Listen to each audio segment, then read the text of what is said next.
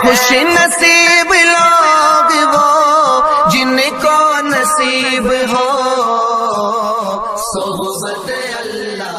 راہ ولی میں وہ تاثیر دیکھی، بدلتی ہزاروں کی تقدیر دیکھی۔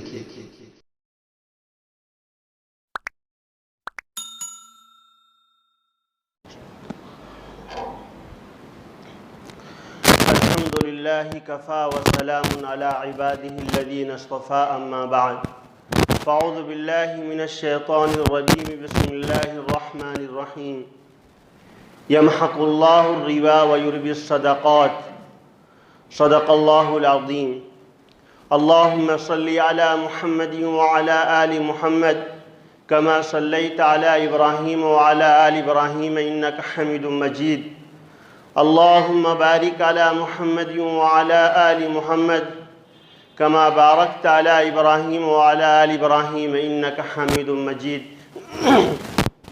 معزز علماء کرام، برادران اسلام، بھائیوں اور دوستو، شوال کا مہینہ ختم ہو چکا، ذی القعدہ کا مہینہ شروع ہو چکا۔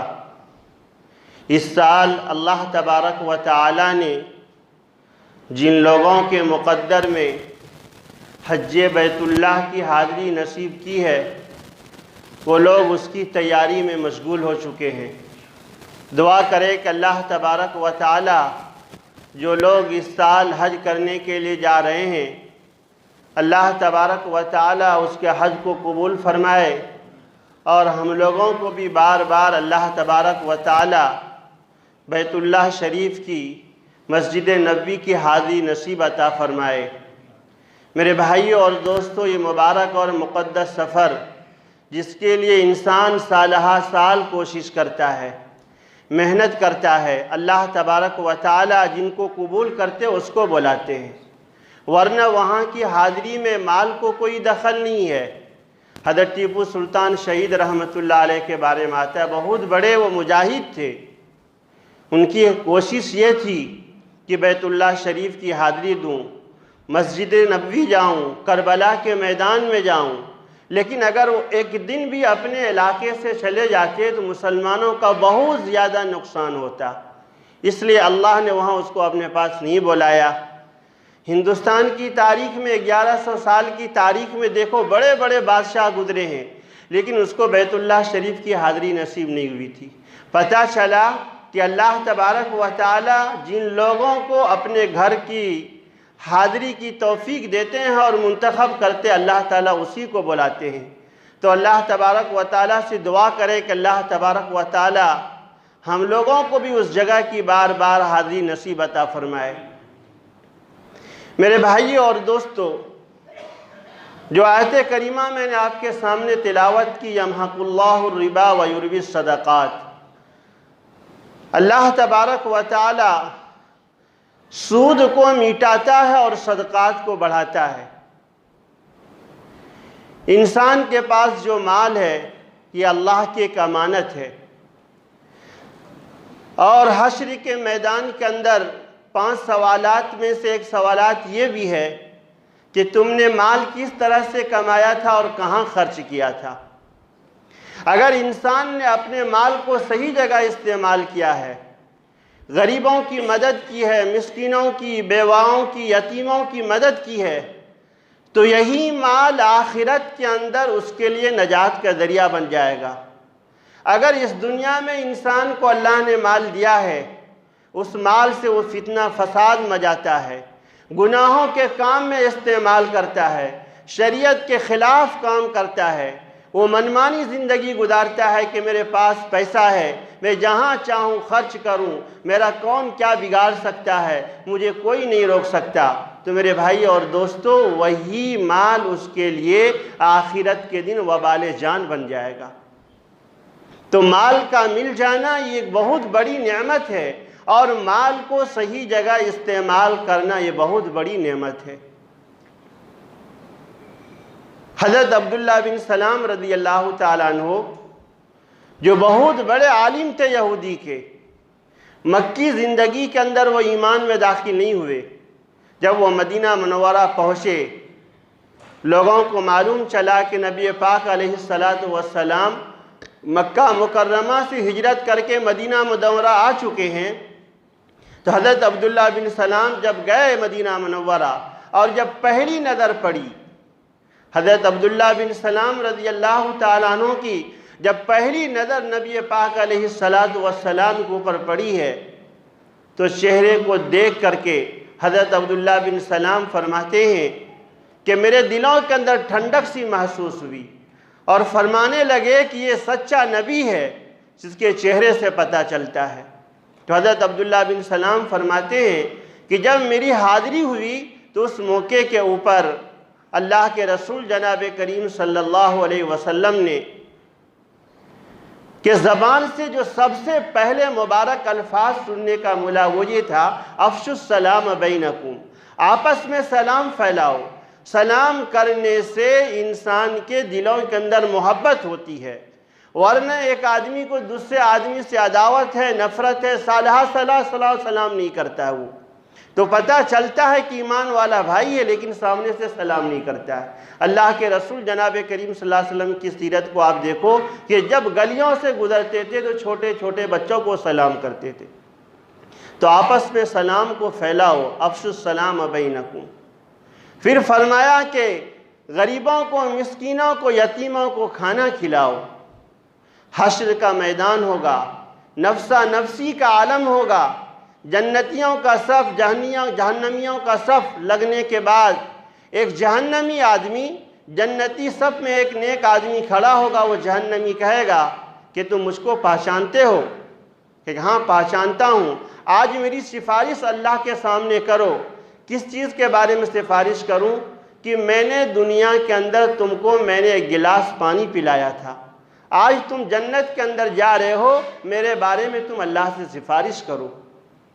تو سفارش کریں گے اور اللہ کے سامنے اس کی سفارش قبول ہوگی۔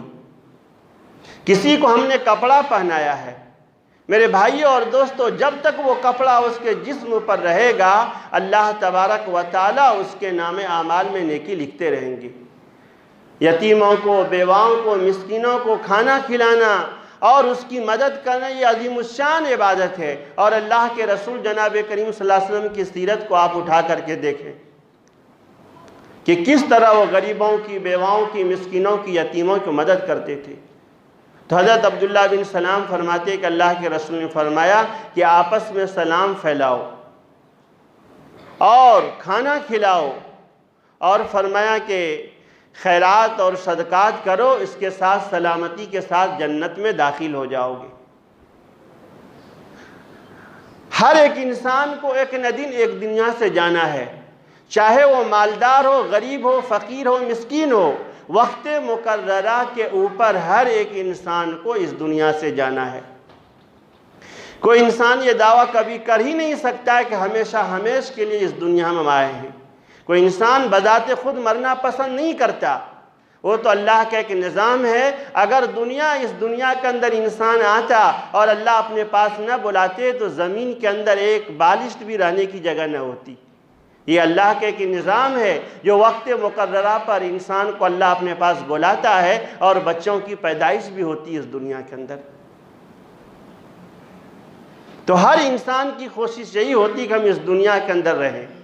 ایک شاعر نے کہا، ملے خاک میں اہل شاہ کیسے کیسے، یعنی جب دنیا میں تھا تو ان کی شان و شوکت، ان کا روب، ان کا دبدبا ہر طرف جاری ساری تھا، لوگ اس کے نام کو سن کر کے ڈرتے تھے، لیکن آج وہ ملے خاک میں اہل شاہ کیسے کیسے، مکی ہو گئے بے مکان کیسے کیسے۔ یعنی اس نے اس دنیا کے اندر لاکھوں کروڑوں روپے مکان کے اندر استعمال کیے تھے، لیکن کچھ ہی سال اس دنیا کے اندر رہا اور چلا گیا۔ اس سے پہلے بھی ایک واقعہ آپ کو بیان کیا تھا کہ ایک نوجوان نے سعودی کے اندر سال ہا سال اس نے محنت کی، اور محنت کرنے کے بعد اپنے بیوی کے پاس پیسہ بھیجتا رہا، اور بھیجنے کے بعد کئی سال محنت کرنے کے بعد ایک بہترین مکان اس نے تیار کیا۔ مکان بنانے کے بعد وہ نوجوان اپنے بیوی سے کہہ رہا ہے کہ فلاں تاریخ کو میں آ رہا ہوں، اس تاریخ کو مکان کی ادگھاٹن کریں گے اور پرانے مکان سے نئے مکان میں جائیں گے۔ علماء فرماتے ہیں کہ جب وہ نوجوان سعودی سے واپس آیا، آنے کے بعد گھر کے اندر ایک خوشی کا ماحول ہے، بچے بھی خوشی منا رہے ہیں، بیویاں بھی خوشی منا رہے ہیں، رشتہ دار بھی کہ پرانے مکان سے نئے مکان میں کل جانے والے ہیں۔ اب اللہ کا یہ کرنا ہوا کہ صبح ہونے سے پہلے رات کے اندر ان کے ساتھ ایک حادثہ پیش آیا، اٹیک آیا اور وہ مر گیا وہ نوجوان۔ اب ساری خوشی غم کے اندر تبدیل ہو گیا، ساری خوشی۔ اب مشورے کے اندر یہ بات طے ہوئی کہ اس نوجوان کا لاش ہم کہاں سے اٹھائیں، نئے مکان سے یا پرانے مکان سے؟ اب تو خوشی کو غمی میں بدل گیا کہ چلو پرانے مکان سے ہم لاش کو اٹھا دیتے۔ اب اس نوجوان نے کتنی محنت کی ہوگی، سال ہا سال پیسہ جمع کیا، اور جمع کرنے کے بعد بہترین مکان تیار کیا، اور ان کی کوشش یہی تھی کہ پرانے مکان سے نئے مکان میں جاؤں، لیکن اللہ کا کچھ کرنا ہوا، اس دنیا سے وہ چلا گیا۔ کہ جان، مال، یہ اعلیٰ اولاد اللہ کی ایک نعمت ہے میرے بھائی اور دوستو۔ جس کو اللہ نے مالدار بنایا ہے تو اس مال کے اوپر آدمی عقل نہ کرے، اللہ کا شکر ادا کرے۔ یا اللہ آپ نے مجھ کو مالدار بنایا ہے، آپ کا لاکھ لاکھ شکر احسان ہے، اس نعمت کی وہ اللہ کے سامنے قدردانی کرنے۔ سب کو اس دنیا سے جانا ہے، ملے خاک میں اہل شاہ کیسے کیسے، مکی ہو گئے بے مکاں کیسے کیسے۔ یہ دنیا اہل دنیا عبرت کی جاہ تماشا نہیں ہے۔ شاعر کہتے ہیں کہ یہ دنیا کے اندر ایک عبرت کی تماشا ہے، آدمی سب دیکھتا ہے کہ اپنے رشتہ دار، اور کتاب کے اندر مرنے کے بعد کیا ہوگا۔ ایک کتاب ہے کہ جب آدمی کے اندر ایک آدمی کا وقت انتقال ہوتا ہے تو سارے گھر کے لوگ رونا دھونا شروع کرتے ہیں، تو ملک الموت کہتا ہے کہ تمہارے رونے سے میرے دل کے اوپر کچھ اثر نہیں ہونے والا ہے، جب تک تیرے گھر میں ایک افراد بھی رہے گا تب تک میں تیرے گھر کے سامنے آتا رہوں گا اور روح کو قبض کر کے جاتا رہوں گا۔ لیکن عقل مند انسان وہی ہے کہ اس دنیا سے جانے سے پہلے کچھ ایسے نیک کام کر لے کہ وہ آخرت کے اندر اس کے لیے نجات کا ذریعہ بن جائے۔ اب آدمی کو اللہ نے اس دنیا کے اندر مال دیا ہے، دولت، عزت، جاہت، سب چیز، لیکن مرنے کے بعد یہ سارے چیز ختم ہو جانے والے ہیں۔ لیکن ہاں بعض ایسے عمل ہیں، بعض ایسے نیک کام ہیں کہ انسان اس دنیا کے اندر کر کے چلا جاتا ہے تو مرنے کے بعد بھی اس کو ثواب ملتا رہتا ہے۔ حدیث کے اندر یہ بات ملتی ہے کہ ایک آدمی مرنے سے پہلے کسی نے صدقہ جاریہ کے طور پر مسجد بنوا دی۔ اب جب تک مسجد کے اندر لوگ نماز پڑھتے رہیں گے تو اس مسجد بنانے والے کے نامہ اعمال میں اللہ ثواب لکھتے رہیں گے۔ اب دیکھو اس نے بھی اپنے پیسے کو استعمال کیا، لیکن کہاں کیا؟ مسجد سجدہ کرنے کی جگہ۔ تو جب تک قیامت تک اس مسجد میں لوگ نماز پڑھتے رہیں گے تو اس کا مستقل اس کو ثواب ملتا رہے گا۔ اگر چند افراد نے مل کر کے مسجد بنوائی، فیملی لوگوں نے مسجد، میرے طرف سے 1 لاکھ روپیہ، میرے طرف سے 2 لاکھ روپے، میرے طرف سے 3 لاکھ روپے، اگر اس نے اپنے فیملی کے طرف سے جس نے جتنا مال لگایا ہے، اب وہ مال لگانے کے اعتبار سے قیامت تک اس کو ثواب ملتا رہے کہ اس نے یہ کام کیا ہے۔ کسی نے مسافر خانہ بنا دیا، اب مسافر لوگ سفر کر کے جب جاتے ہیں تو رہائش کے طور پر وہاں ٹھہرتا ہے وہ۔ اب جب تک لوگ اس سے فائدہ اٹھاتے رہیں گے، مرنے والا تو چلا جائے گا لیکن اس کے نامہ اعمال میں اس کو ثواب ملتا رہے گا۔ کسی نے کنواں کھودوا دی یا بورنگ کا انتظام کیا، لوگ اس راستے سے جاتے ہیں، پانی پی رہا ہے، فائدہ اٹھا رہا ہے، وہ مرنے والا اس دنیا سے مر کے چلا جائے گا۔ جب تک وہ بورنگ سے، کنواں سے لوگ فائدہ اٹھاتے رہیں گے، اس کے نامہ اعمال میں ثواب ملتا رہے گا۔ یہ صدقہ جاریہ ہے۔ تو میرے بھائی اور دوستو، صدقہ جاریہ اس دنیا سے جو کر کے گئے اس کو ثواب ملتا رہے گا۔ اسی طرح کسی نے علم حاصل کیا، اور علم سے مراد دنیاوی علم نہیں ہے، ایک اخروی علم ہے، دنیاوی علم ہے۔ 1,24,000 انبیاء کرام علیہم السلام کی سیرت کو آپ پڑھو، تمام انبیاء کرام علیہ السلام کی تعلیمات سے زیادہ تر علم کا جو فائدہ ہوتا ہے وہ آخرت کے بارے میں۔ اسنان انسان یہ نہ سمجھے کہ اس دنیا میں آ کر کے پوری زندگی اپنے جان کو مال کو دنیاوی علم کے پیچھے لگا لے۔ اگر آپ نے اپنے بیٹے کو بہترین ڈاکٹر بنایا، پروفیسر بنا دیا، انجینئر بنا دیا، لائر بنا، یہ بھی ضرورت ہے، لیکن میرے بھائی اور دوستو، ڈاکٹر بننا، پروفیسر بننا، لائر بننا، یہ صرف آپ کو دنیا میں کام دے گا، مرنے کے بعد اس کا کب ختم؟ اس کے علم کا فائدہ مرنے کے بعد ختم۔ ہاں، جب تک وہ دنیا میں رہے گا اس کو ثواب آپ کو ملتا رہے گا۔ لیکن ایک آدمی اپنے بیٹے کو عالم نہیں بنا رہا ہے، حافظ نہیں بنا رہا ہے، اللہ نے مال اس کو دیا، وہ کہہ رہا ہے کہ چلو میں تو اپنے بیٹے کو عالم نہیں بنایا ہوں، حافظ نہیں بنایا ہوں، لیکن ایک غریب کا بچہ ہے، مدرسے میں پڑھ رہا ہے، میرے طرف سے پورا خرچ اس بچے کو میں اٹھاتا ہوں، جب تک وہ حافظ نہ بن جائے تب تک میں اپنے طرف سے اس بچے کا خرچ اٹھاؤں گا، چاہے سال کا وہ 10,000 ہو، 12,000 جو بھی ہو، پورے سال جب تک وہ حافظ نہ بن جائے میں اپنے طرف سے اس بچے کا خرچ اٹھاؤں گا۔ اب اس نوجوان نے تو اپنے بیٹے کو حافظ نہیں بنایا، لیکن اس نوجوان نے اپنے مال کو اس حافظ کے پیچھے خرچ کیا۔ علماء فرماتے ہیں کہ جب حشر کا میدان ہوگا، نفسا نفسی کا عالم ہوگا، جب ایک حافظ قرآن کے والد کے ساتھ جو معاملہ کیا جائے گا، وہی معاملہ جس انسان نے اپنے پیسے کے ذریعے سے بچے کو حافظ بنایا ہے، وہ بچہ اس کے لیے آخرت میں وہ تاج پوشی کا ذریعہ بنے گا۔ وہ تو مر کے اس دنیا سے چلا جائے گا، لیکن جب تک وہ بچہ حافظ دنیا میں رہے گا۔ اب اس نے حفظ کیا، اس کے ذریعے سے کئی بچے حافظ بنے، ان کے شاگرد نے پڑھانا شروع کیا، ان کے شاگرد کے ہاتھ کئی بچے حافظ بنے۔ اب تو مرنے والا مر کے چلا گیا، اس نے حافظ بنا دیا، اب قیامت تک سلسلہ اس کے نام اعمال میں لکھا جائے گا۔ اب ایک آدمی نے خرچ پورا نہیں کیا، گھر کے چند افراد تھے، میاں نے، بیوی نے، رشتہ دار نے مشورہ کیا کہ چلو ہم 3 آدمی مل کر کے اس بچے کا خرچ اٹھا لیتے ہیں، یہ عالم بن رہا ہے۔ اب اس کے ماں باپ کے پاس اتنے پیسے نہیں ہیں کہ وہ کتاب خرید سکے، عالم بنا سکے، چلو ہم اپنے فیملی کے طرف سے اس کو عالم بنائیں گے۔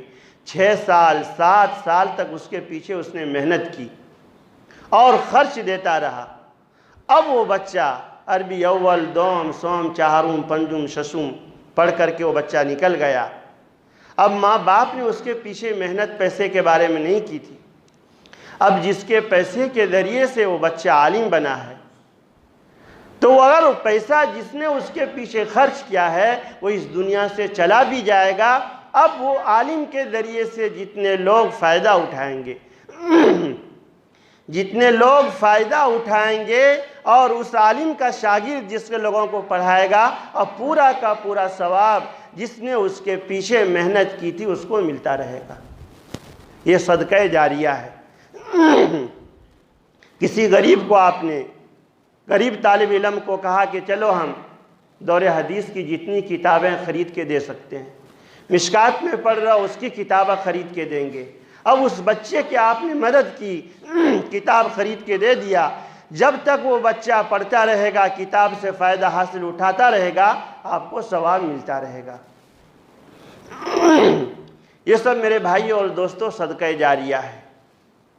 اب دیکھو تاریخ دیکھو ہندوستان کا، کسی نے بڑے بڑے ادارے قائم کیے، کسی نے بڑے بڑے ادارے قائم، مثال کے طور پر دارالعلوم دیوبند ہے، ندوۃ العلماء ہے، مظاہر العلوم ہے، جامعہ اسلامیہ تعلیم الدین ڈھاویل ہے، جامعہ اشرفیہ، جامعہ راندیر، مدرسہ مرکز، جتنے مدارس ہیں آپ اس پر دیکھو۔ اب پہلے جس نے بنیاد رکھی ہوگی، اب بنیاد رکھنے والے کو ثواب، جب تک اس ادارے سے جتنے عالم بن کر کے نکلتے رہیں گے اس کے نام اعمال میں وہ ثواب پہنچتا رہے گا، قیامت تک یہ سلسلہ جاری رہے گا۔ مثال کے طور پر یہ پال کا مدرسہ ہے، ان کے بانی جامعہ شیخ احمد اللہ رحمۃ اللہ علیہ ہے، اس نے بنیاد رکھ دی۔ بنیاد رکھنے کے بعد کئی سال کے بعد اس دنیا سے چلے گئے وہ. اب ابھی تک جتنے حافظ بن گئے اور جتنے بننے والے ہیں تو اس شیخ جامعہ شیخ احمد اللہ صاحب راندری رحمۃ اللہ علیہ کے نام اعمال میں اس کا ثواب پہنچے گا، کیونکہ بنیاد اس نے رکھی تھی. مدرسہ تو اللہ ہی چلا رہا ہے، لیکن سبب کون بنا؟ دل کس کے اندر اللہ نے بات ڈالی؟ حضرت کے دل میں بات ڈالی کہ یہاں بھی ایک ادارہ قائم ہو جو جھوپڑ پٹی کے علاقے کے بچے آئے اور آنے کے بعد مکتب کے پیچھے اس کے پیچھے محنت کی جائے، وہ بچہ دینی تعلیم کا علم حاصل کرے. اب اللہ نے یہ ولولہ جذبہ دیا، وہ تو ادارہ قائم کر کے چلے گئے، لیکن اب تک جتنے بچے حافظ بن گئے اور بننے والے ہیں، علماء فرماتے ہیں کہ سارا کا سارا ثواب وہ حضرت شیخ احمد اللہ صاحب راندری رحمۃ اللہ علیہ کے نامہ اعمال میں ملتے رہیں گے. اب اس نے ایک ادارہ قائم کیا، اب اللہ نے خیر خواہ کے دلوں کے اندر بات ڈال دی، ان کا دوسرا شاخ بھی قائم ہو گیا، جامعہ شیخ احمد اللہ. وہاں بھی طلبہ پڑھ رہے ہیں. اب ان کے ماتحت کئی ادارے چل رہے ہیں، مکاتب جھوپڑ پٹی کے علاقے کے اندر.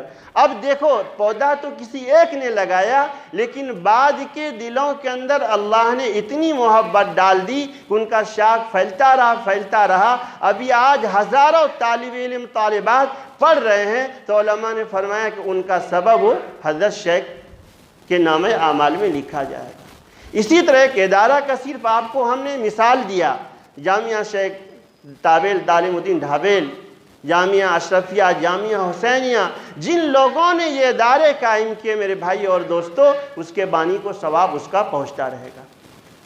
یہ سب دینی کام کرنے کے تو صدقہ جاریہ. اور اسی طرح نیک اولاد کو چھوڑ کر کے جانا، یہ بہت بڑی نعمت ہے.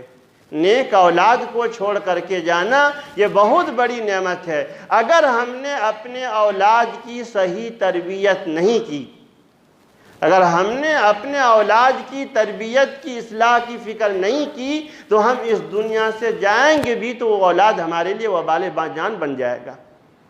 حضرت شیخ نے واقعہ لکھا ہے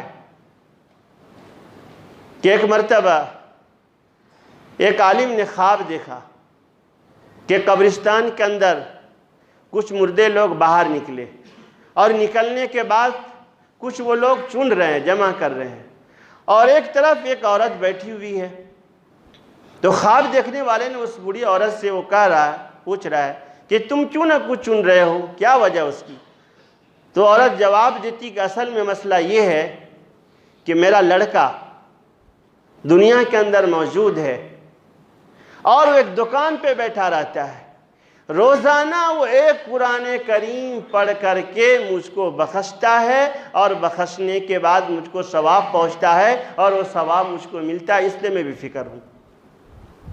اور جب وہ بچہ جمعہ کے دن قبرستان کے اندر آتا ہے تو مجھ کو بھی پڑھ کر کے بخشتا ہے، اور اس قبرستان کے اندر جتنے لوگ رہتے ہیں اس کو بھی پڑھ کے بخشتا ہے، تو ان کا ثواب ان لوگوں کو ملتا رہتا ہے. تو نیک اولاد کا مل جانا یہ بہت بڑی میرے بھائی اور دوستوں نعمت ہے. نیک اولاد تو جس نے علم حاصل کیا اور علم حاصل کرنے کے بعد اپنے ذات کو بھی فائدہ اٹھایا اور دوسرے کو بھی.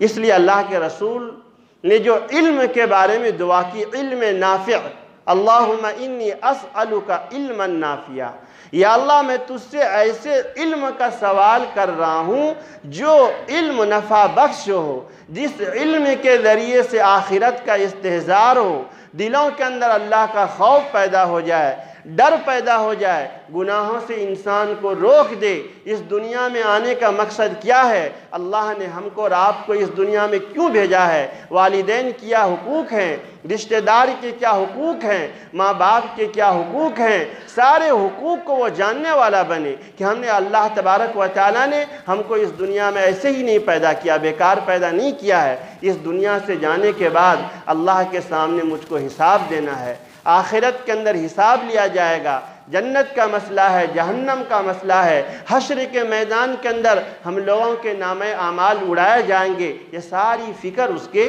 دلوں کے اندر آتا ہے. اور یہ کب ہوگا؟ کہ جب اس کے دل میں علم نافع ہوگا۔ اس لیے علماء فرماتے ہیں کہ 6 سال سے لے کر کے 14-15 سال کی عمر کے بچے کی دینی تعلیم میں زیادہ فکر ہونی چاہیے۔ دینی تعلیم میں زیادہ فکر ہونی چاہیے کہ ہمارے بیٹے کو ایمان مجمل یاد ہے کہ نہیں، ایمان مفصل یاد ہے کہ نہیں، 5 کلمہ یاد ہے کہ نہیں، درود شریف وہ ٹھیک سے پڑھ رہا ہے کہ نہیں پڑھ رہا ہے، تحیات پڑھ رہا ہے کہ نہیں پڑھ رہا ہے، دعائے معصورہ اس کو ٹھیک سے یاد ہے کہ نہیں ہے، مسنون دعائیں یاد ہے کہ نہیں ہے۔ اس لیے علماء نے فرمایا کہ 6 سے 7 سال کے بچے کو لے کر کے 14 اور 15 سال کے بچے کی اپنی نگرانی ہونی چاہیے۔ دنیاوی علم کے ساتھ ساتھ دینی علم کی فکر ہو تو دنیاوی علم آپ کو اس دنیا میں فائدہ دے دے گا میرے بھائی اور دوستو، آخرت میں اس کا کوئی فائدہ نہیں۔ لیکن دینی علم اگر آپ نے بچے کو عالم بنایا ہے، حافظ بنایا ہے، قاری بنایا ہے، آپ اس دنیا سے چلے بھی جائیں گے تو ثواب کا سلسلہ چلتا رہے گا۔ کبھی کبھی آدمی مدرسے میں قرآن دیتا ہے، دینی بھی کتابہ وقف کرتا ہے، اب اس قرآن کے اندر جب تک وہ طلبہ پڑھتے رہیں گے، دینی کتابوں سے فائدہ اٹھاتے رہیں گے، اس کا ثواب اس کو ملتا رہے گا۔ کبھی کبھی آدمی جس کو اللہ نے مالدار بنایا ہے تو بچے کو چلو 5 بچے میرے طرف سے، 10 بچے میرے طرف سے، خود وہ عالم اس کے گھر میں نہیں ہے لیکن اللہ نے اس ادارے کی محبت ڈال دی، فکر کر رہا ہے اور لوگوں کو تشکیل کرتا ہے۔ ایک تو خود وہ نیک اعمال میں بڑھنا، لیکن اللہ نے مالدار نہیں بنایا ہے، کسی مالدار سے اس نے کہہ دیا وہ فلاں بچے ہے، غریب ہے، اس کی تم خرچ اٹھا لو۔ اب اس کہنے کے بعد وہ نوجوان تیار ہو گیا، اب اس نے 2 انفلوئنسر لے لیے، اب اس کا پورا سال کا خرچہ اس نے لیا۔ کب جس نے تشکیل کی ہے اس کو بھی ثواب ملے گا اور جس نے اس کے پیچھے پیسے خرچ کیے اس کو بھی ثواب ملتا رہے گا۔ تو علم نافع اور نیک اولاد یہ ایسی چیز ہے کہ انسان مرنے کے بعد بھی اس دنیا سے جائے گا لیکن آخرت تک اس کا ثواب ملتا رہے گا۔ میرے بھائی اور دوستو، صدقہ جاریہ کے اندر مسافر خانہ بنانا، مسجد بنوانا، رفاع کام کرنا، دینی کاموں کے اندر پیسے استعمال کرنا یہ بہت بڑی نعمت ہے۔ ہر ہفتے آپ لوگ آتے ہیں، مسجد کے چالی کا کام شروع ہو رہا ہے، کوئی 10 روپیہ دے رہا ہے، کوئی 50 روپیہ دے رہا ہے، کوئی 100 روپیہ دے رہا ہے، لیکن کس نسبت پہ دے رہا ہے؟ مسجد کی نسبت پر دے رہا ہے۔ یہ پیسے ہم نے لگا دیے، یہ پیسہ آخرت کے اندر اس کا کیا اجر و ثواب ملنے والا ہے اس دنیا کے اندر آپ کو پتہ نہیں چلے گا، آخرت کے اندر پتہ چلے گا کہ محنت کرنے والے کر کے چلے جاتے ہیں لیکن جس کا رقم اس کے پیچھے لگتا ہے میرے بھائی اور دوستو، اس دنیا سے جانے کے بعد بھی اس کو ثواب ملتا رہے گا۔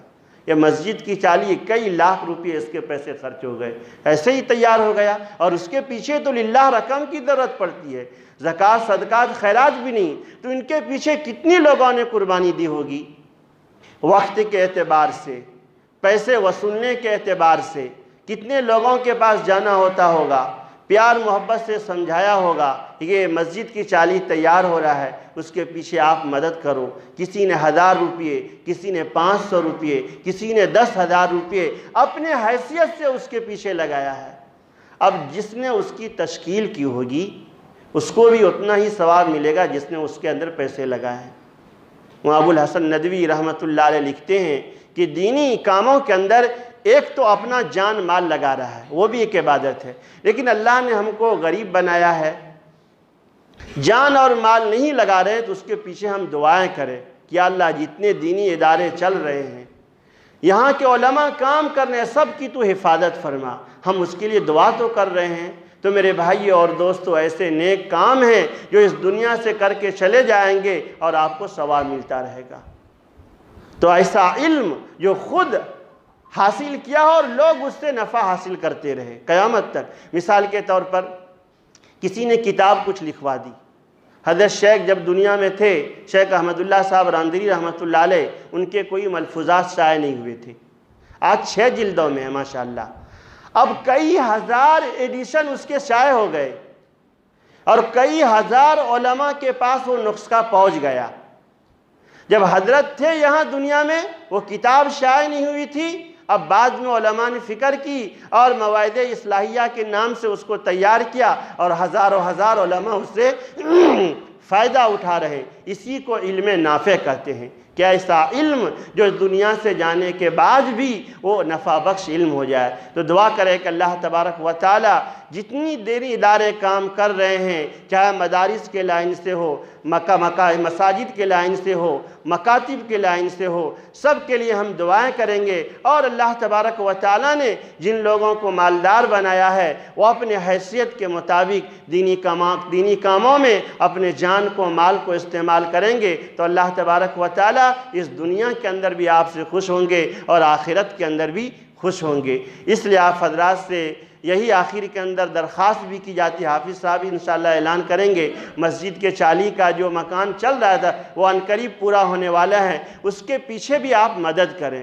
کچھ بھی نہیں، ایک سیمنٹ بورا تو بورا ہی، چند افراد مل گیا، 10 حضرات، چلو 1,000 روپیہ ہم چند دوست احباب جمع کرتے ہیں، 10,000 روپیہ ہم لگائیں گے۔ یہ کوئی ضروری نہیں کہ اپنے ہی طرف سے، دوست احباب مل کر کے بہت سارے کام کر سکتے ہیں۔ اللہ تبارک و تعالیٰ سے دعا ہے کہ اللہ تبارک و تعالیٰ ہم لوگوں کے حق میں خیر کے فیصلے فرمائے، اور جتنی دینی ادارے چل رہے ہیں اللہ تبارک و تعالیٰ سب کی پوری حفاظت فرمائے۔ آمین وآخر الدعوانا الحمدللہ رب العالمین۔ سنت پڑھ لو ساتھی۔